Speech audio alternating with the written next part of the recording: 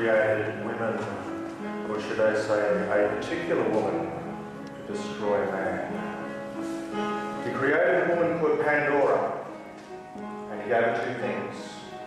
He gave her a box, which he told her never to open. And he gave her a curiosity, which he knew she could not contain. He knew eventually one day she would open up the box, and it would outpour all the evils and pestilence that's plagued society ever since. So tonight, I'd like to illustrate that not only the power of the supernatural still exists, but the seed of curiosity still lies in the heart of woman's bosom. The story takes place in England, the turn of the last century. A man returning to his ancestral home with his bride. And for the first few weeks there, they got to know the maids and servants and the countryside, but above all the mansion that was to be their home was a large, rambling house full of nooks and crannies, long, endless corridors and interjoining staircases. She happily busied herself getting to know the place from cellar to attic. And when she thought that she knew the place from top to bottom, she discovered herself one day in the west wing that she'd never been in before. On the wall of that corridor lay a tapestry depicting the casting out of Lucifer from heaven. And behind that tapestry lay a door, a locked door. She tried every key on a key ring, but to no avail. The door remained locked.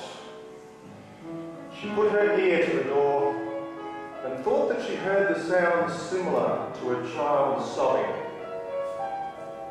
She asked the maids and servants about the door, but all they did was divert their eyes and say, "Go and ask the master." Well, that evening, she did. She said, "What is in that room? Why is the door locked?" Suddenly a coldness came over her husband.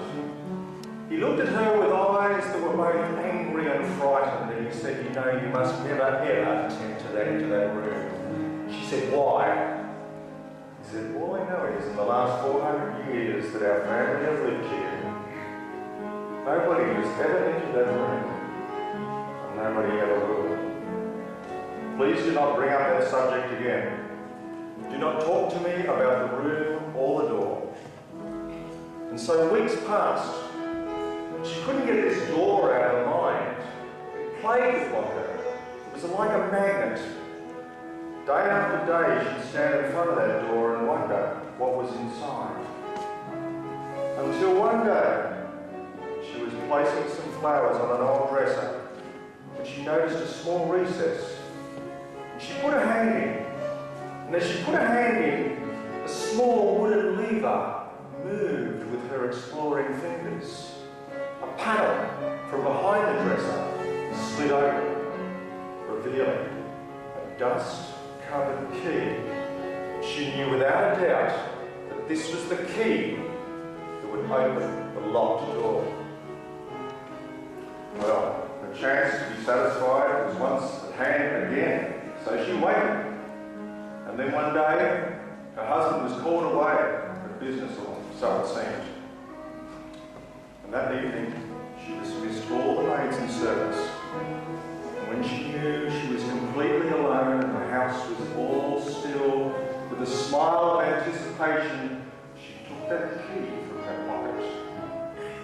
And with the aid of a flickering lamp, she descended the darkness of the stairs, down the corridor, until she stood in front of that door that had intrigued her so long.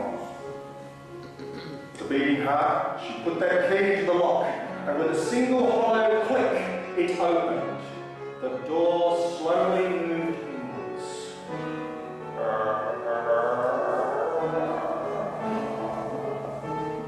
There was nothing that she could see except an inky blackness. So she took a step, and she took another, and another, until she realised she was in the centre of the room. She She lifted that lantern above her head, but as she did so, the flame flickered and died. She was engulfed in this darkness, a darkness so heavy, so thick, it was almost physical. She screamed. "Ah!" It was a scream of a woman totally terrified of the knowledge that she knew she was about to be destroyed by the sin of her own curiosity.